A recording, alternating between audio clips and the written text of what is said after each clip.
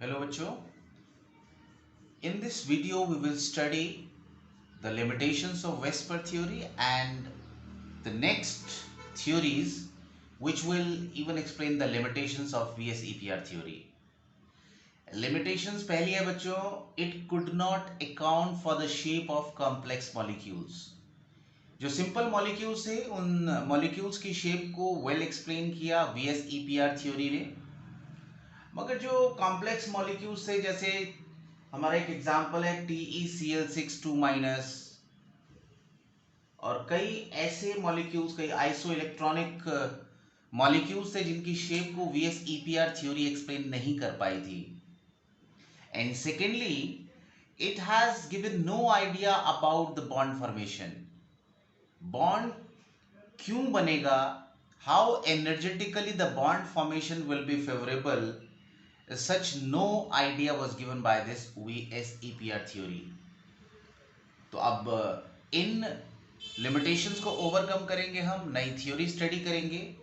Now we will start with the theory valence bond theory, and after that we will discuss the next theory which is called as molecular orbital theory. In short, valence bond theory is written as VBT and molecular orbital theory as MOT. Now, let us start with the theory which is called as valence bond theory. So, to explain this valence bond theory, let us take an example of hydrogen molecule. यहाँ पर बच्चों मैंने दो hydrogen के atom दिखाए हैं जिसमें एक एक इलेक्ट्रॉन है.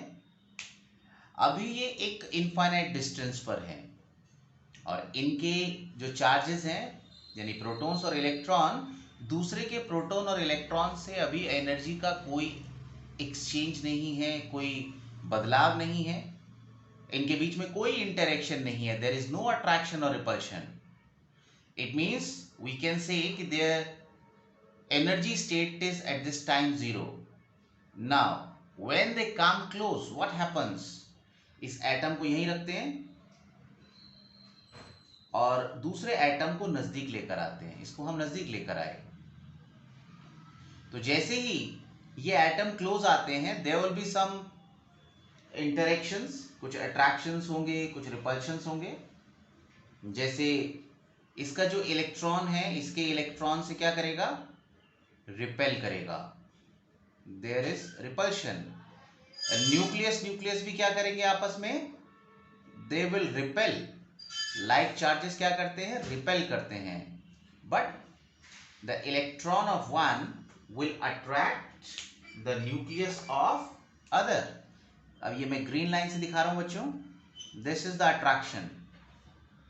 ऐसे ही इसका न्यूक्लियस इसके इलेक्ट्रॉन को क्या करेगा, अट्रैक्ट करेगा. So both the forces will start operating when they come close. Yes, obviously there is attraction between the nucleus and electron of the same atom. तो जब हम नजदीक लाएंगे तो इनके बीच में अट्रैक्शन डेवलप होगा. The attractive force is greater than repulsive force if the bond formation is taking place. और अगर बॉन्ड फॉर्मेशन नहीं हो रही है, they don't come close, they don't form bond, it means the repulsive forces will be more on that cases. But in this case H2, as the covalent bond formation occur, it means the attractive force which is shown by this green line, that is more than this repulsive force. और इसको बच्चों जैसे ही हम और नजदीक लेकर आते हैं, एक स्टेज ऐसे आती है कि जो अट्रैक्टिव फोर्स है वो मैक्सिमम हो जाती है. Attractive force becomes maximum.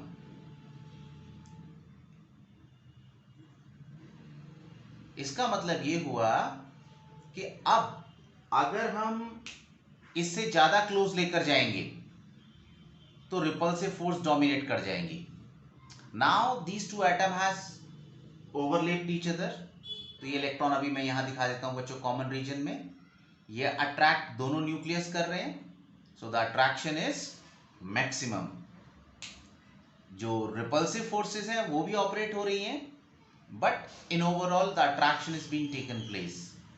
और अगर हम इसको फर्दर और क्लोज लेके जाते हैं तो रिपल्सिव फोर्सेस डोमिनेट कर जाती हैं and thus the energy of the system start increasing and thus it become unstable. अगर हम इसको बच्चों ग्राफिकली दिखाना चाहें तो ग्राफिकली ऐसे दिखाएंगे. Let this is the energy, zero energy, negative energy. ये एटम हमारा इनिशियली यहां पर है, दूसरा infinite, there is no interaction. But when these atom come close, due to the attraction developed, energy decreases. इस स्टेज पर क्या होगा? जब अट्रैक्शन मैक्सिमम होगा, तो एनर्जी मिनिमम पे पहुंच जाएगी. और अगर हम इसको फर्दर क्लोज लेके जाते हैं तो रिपल्सिव फोर्सेस ज्यादा हो जाएंगी एंड दस the energy further will increase. तो इसका मतलब क्या हुआ? मोस्ट स्टेबल फॉर्म यहां पर है. तो ये जो मोस्ट स्टेबल फॉर्म है यानी कि द लोवेस्ट एनर्जी स्टेट है, इस पोजीशन पे जो भी distance between the two nuclei होगा, that is called as bond length. और ये जो एनर्जी रिलीज हुई है, यानी जीरो से लेकर यहां तक कुछ ना कुछ एनर्जी तो कम हुई है, जिसकी वजह से इसमें स्टेबिलिटी आई है. This is called as bond energy और bond enthalpy. Now students, you can note down the valence bond theory. Its explanation is, when two H atoms come close, the two forces which operates here are attractive force and repulsive forces. Attractive forces represented by Fa and repulsive forces by Fr. Attractive forces is between nucleus of one atom. एक hydrogen का atom A से represent कर रहे हैं, दूसरा B से. तो nucleus of A will attract its electrons of A and nucleus of B will attract electrons of B. ये तो एटम के अंदर खुद होता ही है, but when they come close, nucleus of A will also attract the electrons of B and the nucleus of B will also attract the electrons of ए. और repulsive force में इन दोनों के न्यूक्लियस यानी Na और Nb और इनके electrons Ea और Eb ये रिपेल करेंगे. तो initially attractive force is greater than repulsive force, जिसकी वजह से एनर्जी डिक्रीज होगी and when it acquires the lowest energy, then their inter nuclear distance is called bond length and this much energy when supplied can again take them apart. है ना, अगर दोबारा से उतनी एनर्जी दे तो दोबारा इंफिनिटी पे चले जाएंगे. This energy is called as bond enthalpy. If we take them further close, repulsive forces increases. This energy again starts increasing. Now orbital overlap concept. तो वैलेंस बॉन्ड थ्योरी के हिसाब से क्या हुआ? जब दो एटम नजदीक आए तो उन्होंने एक मिनिमम एनर्जी स्टेट को एक्वायर किया. ये कब हुआ? जब ये एक दूसरे के क्लोज आए और इलेक्ट्रॉन्स पेयर अप हो गए. तो एक तरीके से इलेक्ट्रॉन की शेयरिंग हुई और इनके बीच में कोवेलेंट बॉन्ड की फॉर्मेशन हुई. These two electrons were of the opposite spin. जितना ग्रेटर ओवरलैपिंग होगी उतना स्ट्रॉन्ग बॉन्ड इसके अंदर बनेगा. तो इस कॉन्सेप्ट में बच्चों आप नोट डाउन कर सकते हो, this partial merging of atomic orbitals which results in pairing of electron and this pairing is with opposite spin. Greater the overlap, greater will be the strength of bond formed.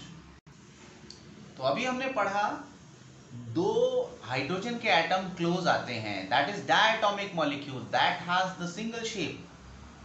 Now we will study these polyatomic molecules जैसे कि NH3, CH4, H2O. इसमें भी orbitals जब overlap करते होंगे तो किस तरह से शेप बनेगी. जैसे हमारा CH4 है, ये टेट्राहेड्रल शेप का है.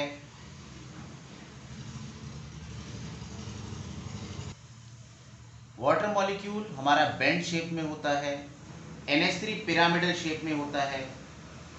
तो ये एक्सप्लेनेशन हमारा under the concept of hybridization आएगा। This will tell how these molecules acquire this kinds of shapes. अब पढ़ते हैं हम ओवरलैपिंग ऑफ एटॉमिक ऑर्बिटल्स के कॉन्सेप्ट के बारे में। अगर ऑर्बिटल्स हमारे डायरेक्ट ओवरलैप करें तो दो ऑर्बिटल तभी ओवरलैप कर पाएंगे, उनके बीच में बॉन्ड की फॉर्मेशन तभी होगी जब सेम वेव फंक्शन की लोब्स एक दूसरे के क्लोज आएंगी। जैसे यहां पर हमने अगर z एक्सिस को इंटर न्यूक्लियर एक्सिस माना है तो pz ऑर्बिटल्स के दोनों पॉजिटिव पॉजिटिव लोब्स एक दूसरे के नजदीक आ रही हैं।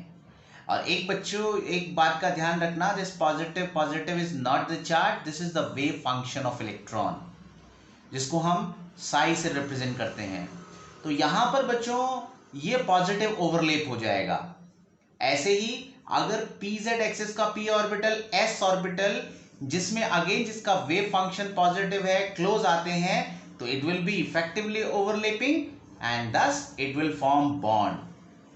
And in the case where px and px which are perpendicular to z axis they are just overlapping sideways, मगर इनकी लोब्स भी प्लस वाली प्लस और माइनस वाले माइनस वेव फंक्शन के साथ लोब्स ओवरलैप कर रही हैं, तो ये भी हमारा अंडर पॉजिटिव ओवरलैप आएगा। और ये इसके perpendicular py again they have the lobes, positive is overlapping with positive and negative is overlapping with negative. So again this is the case of positive overlap of the orbitals. और जबकि बच्चों negative overlap कब होगा? In same cases में अगर हम क्या करें, positive lobe negative wave function वाली लोब के क्लोज आती है तो this is a negative overlap. ऐसे ही pz वाला negative lobe of this p is coming close to positive of s, it is again a negative overlap. In the same way अगर px और px and py और py अपने plus वाली lobe minus वाली lobe के interaction में आती हैं तो उस केस में ये ओवरलैप नहीं कर पाएगा, that will be the case of negative overlap. अब बच्चों ये केस जीरो ओवरलैप का है। यहां पर जो एक्सिस है सेम नहीं है जिसमें कि ऑर्बिटल ओवरलैप करने की कोशिश कर रहे हैं। Now here px is overlapping with s, मगर इसका वेव फंक्शन प्लस और माइनस दोनों से ओवरलैप करते हुए दिखाया गया है, जबकि इसमें px और py दोनों परपेंडिकुलर हैं। तो इस तरीके से if they try to overlap it is not possible for them to form bond. So this is the case of zero overlap. तो बच्चों ओवरलैपिंग के बेस पर अगर हम देखें कि क्या ये हेट्रो न्यूक्लियर मॉलिक्यूल्स की हम शेप को डिफाइन कर पाएंगे, तो ग्राउंड स्टेट में कार्बन का कॉन्फ़िगरेशन है 1s2 2s2 2p2। अब बच्चों इसकी एक्साइटेड स्टेट ले लेते हैं। वो क्यों ले रहे हैं एक्साइटेड स्टेट? क्योंकि कार्बन ने 4 बॉन्ड बनाए हैं, so it needs at least 4 unpaired electron. तो यहां पर हमने एक इलेक्ट्रॉन 2s से जंप करके बच्चों डाल दिया 2p में। अब अगर हम यहां पर ओवरलैपिंग करें, ऑर्बिटल्स की ओवरलैप शो करें, तो एक तो हमारा 2s का ऑर्बिटल है जिसमें अनपेयर्ड इलेक्ट्रॉन है, जिससे हाइड्रोजन का 1s शेयर करेगा। दूसरा एक 2px होगा, एक 2py होगा और एक 2pz होगा, जो कि हाइड्रोजन के 1s से ओवरलैप करेगा। और अगर CH4 में ऐसे ही ओवरलैपिंग हो, बॉन्ड की फॉर्मेशन इसी तरीके से हो, तो क्या शेप होनी चाहिए CH4 मॉलिक्यूल की? इसको एनालाइज करें अगर हम,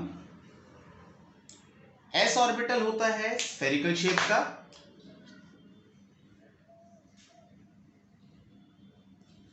जबकि ये जो px py और pz हैं ये होते हैं परपेंडिकुलर टू ईच अदर और थोड़े से s से दूर भी होते हैं। ये पीछे की तरफ दिखाया है। इन सब में अगर एक एक इलेक्ट्रॉन है और ये शेयर कर रहा है हाइड्रोजन के साथ। तो ये जो 3 बॉन्ड मैंने अभी बनाए, ये एक दूसरे के 90 डिग्री पर होने चाहिए, और जो S के साथ शेयर करेगा ये हमारा छोटा भी होना चाहिए, और इसकी कोई डायरेक्शन स्पेसिफिक नहीं होगी क्योंकि ये S ऑर्बिटल से कहीं भी ओवरलैप कर सकता है। तो 3 बॉन्ड 90 पर होने चाहिए और 3 बड़े और एक छोटा बॉन्ड होना चाहिए। मगर बच्चों एक्सपेरिमेंटली ये देखा गया कि जो CH4 है इसमें ना तो कोई बॉन्ड छोटा है ना बड़ा है, सारे बॉन्ड बिल्कुल एक जैसे हैं और एंगल 109 डिग्री 28 मिनट है। तो इस तरीके से सिंपल ऑर्बिटल ओवरलैप से हम इन मॉलिक्यूल्स के स्ट्रक्चर को डिफाइन नहीं कर सकते। Thus, the concept of hybridization is used to define their structure. ऐसे ही अगर हम NH3 का स्ट्रक्चर देखना चाहते हैं तो नाइट्रोजन का कॉन्फ़िगरेशन है बच्चों 1s2, 2s2, 2p3. Here we have the 3p orbital which will overlap with hydrogen. तो यहाँ भी ये तीनों 90 डिग्री पर है. So all the 3 angles should be at 90 degree.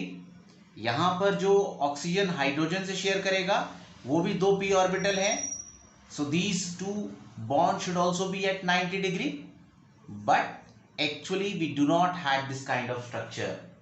अगर हम इनके बॉन्ड एंगल को नोटिस करें, NH3 में ये बॉन्ड जो एंगल है HNH का, this is 107 degree, and in H2O